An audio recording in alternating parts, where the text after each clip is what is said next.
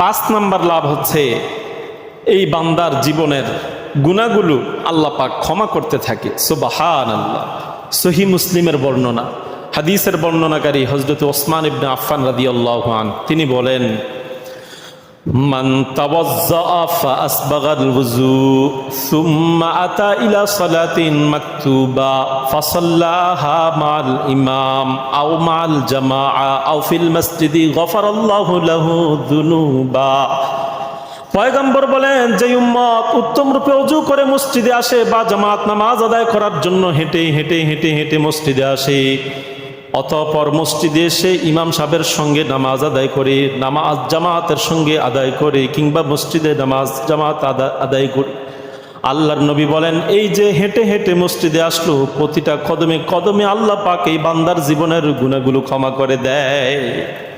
বান্দা এর জীবনের গুনাহগুলো ক্ষমা হতে থাকে প্রতিটা কদমে কদমে। তাহলে হেঁটে হেঁটে মসজিদে আসার লাভ 5 নাম্বার, আল্লাহ পাক তার জীবনের গুনাহগুলো কি করে? মাফ করে দেয়।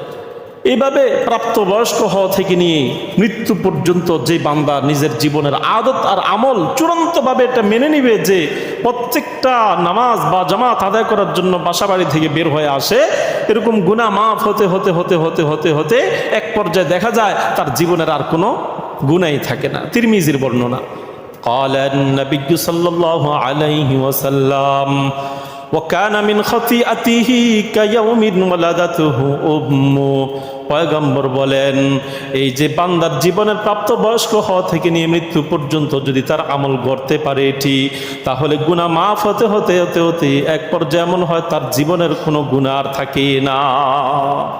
একবারে নিষ্পাপ মাসুম বাচ্চার মতো এই লোকটা মারা যায়।